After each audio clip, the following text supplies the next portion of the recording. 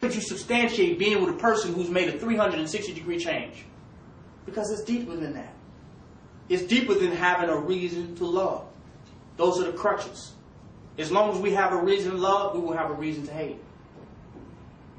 As long as there's a reason to love, there will be a reason to hate.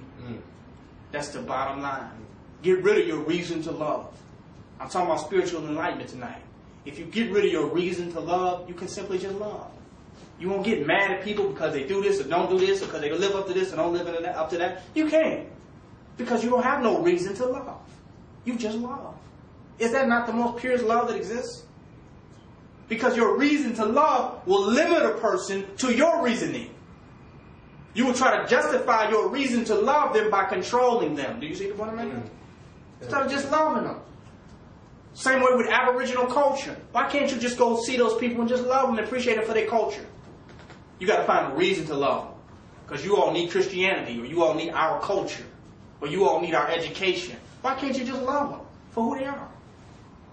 So we got to throw away this type of rationality that has seemed so right, but has been so wrong. Love is not rational, it's pure. Give you an example. Human beings are so egotistical and try to control and possess everything. Woman has a child. I'll give you my case. I was adopted. My mother had me. She put me up for adoption, for whatever the reason were. I was adopted into the household of two beautiful and loving parents that were both there, that devoted and dedicated their entire life to me.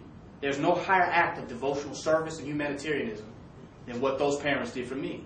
So my consciousness is a product of understanding humanitarian service and understanding devotion and concern for other people. I was born from that. I was cut from that cloth. So my point is that I could look back and say, well, you know what? The mother that I had, she should have did that. Why did she do this? Why did she do that? Why did it go this way? Or why did it go? I can look that way.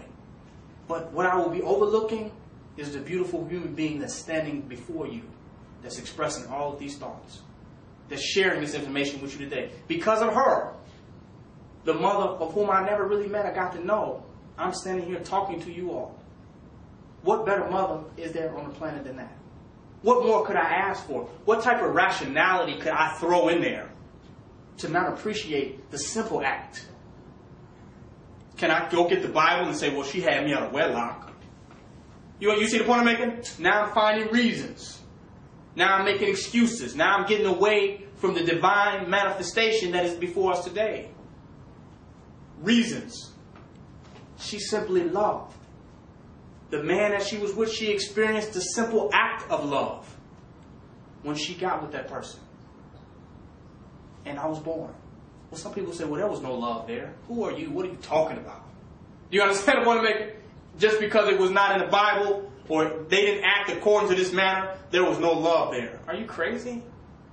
Who is man to define how nature manifests itself in its divine forms? Do you see the problem that I'm talking about? Yes. Who is man to come along and say, oh, there was no love there, because there was plenty of love here, because I'm a being that is filled with love. There was plenty of love there, because there is love in me that came from them. So just because it didn't go down like they say that it should have went down, doesn't mean there was not any love there. So you see how man's definitions are too limited to really grasp hold of what is really going on. Why do we want to be a product of that? Man's reasonings are too limited to grasp what is going on. And the only thing that his limitations do is limit himself. Nature's still going to do what she's going to do. Nature's still going to manifest the divine reality, while man is still trying to catch up and use Newtonian physics and even quantum physics. While he's trying to figure things out, nature's on her own course, doing what needs to be done. We got to take the course of nature. Once we start understanding nature, we start trusting and believing in ourselves simply because.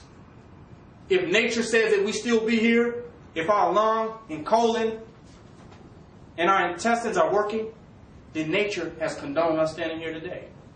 Nature has allowed us to constantly be here. Nature has authorized us to constantly be on this earth. That's the type of science that I'm talking about. But our reasoning, once again, it limits our experience of what is actually happening. So from them two parents, that act created a very loving being who cares about humanity, who wants to work. You see the point I'm making? To change society. But thanks to nature, thanks to divine thought, was not a victim of people who have those thoughts, who have been adopted, who would say, oh, well, my parents, they got rid of me, they didn't love me, because they have accepted somebody else's definition of what the hell love is, who don't know what they're talking about. Philosophers have wrote volumes of work trying to define love, and they have all failed. So now we have an actual definition now that we're going to go by. We need to let that go. That's one of the major issues going on with the society. A child can grow up in a home where both parents are there, and it can be very detrimental to society. And both parents, their natural birth parents, was there, trying to do everything for them and be concerned about them, but the child turned out to be a detriment. Do you see the point I'm making? So no one can calculate and add up reality. There's no mathematician or no sociologist that can add up reality and say this is this and this is that. It just don't exist. So why are we depending on that which is undependable in the first place? His system is not dependable. His education system, his police department, his military is not dependable. Don't mean it does not have its place. It helps on some level, but it's not totally dependable. If it was, 2 damn airplanes wouldn't have flew into the World Trade Center if it was so dependable. How could such a dependable system allow 2 big planes to fly, into 2 of the largest buildings in New York? Explain that. So their whole system is flawed. The whole system of which they're standing by and going by is flawed in and of itself. Not an attack on their system, not being anti-governmental, but being realistic. It is flawed. Man has limitations, but he can be unlimited when he realizes his own limitations. You see what I'm making? He who realizes his limitations can one day be unlimited, can become enlightenment.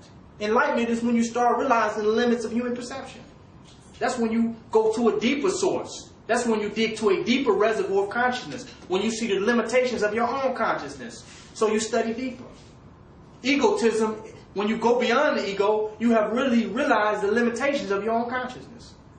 So you're not getting caught up in your own consciousness anymore. So you have went beyond the ego. Now you can reach an unlimited level where you can perceive things on a higher level. So we're not saying that the system is limited because of the system or it's the white man's system, but because man is limited when he refuses to go into himself and be in tune with the unlimited. They say they want healing. They agree with Western medicine. Even the doctors, Western medicine is the highest way. I only do Western medicine. But as soon as Western medicine fails, they run directly to the shamans. They right over there with the doctors in the bush, following every instruction that's being told to them. Why is that? Because they realize their limitations. Why did it take a tragedy for you to realize the limitations of your ego, of your consciousness? Why couldn't they realize the limitations of that before then? Why they had to wait till they get cancer, incurable cancer, and then run into the natives and run into the bush and say, well, heal me? Why did it take all that? Why did it take that to realize that that system was limited in and of itself? Why, when they go take a vacation to get some relief from the stress, they go be among the Jamaicans? Why do they try to go to the most indigenous area? Why do they do that? Why do they see the limitations of how they can relax and advance in this society? And they go take a vacation. Vacating this. That's all the vacation is. It means to vacate something. To go somewhere else. They themselves know that there are limits of this society and this structure that they refuse to accept. We're saying today they don't have to accept those limitations.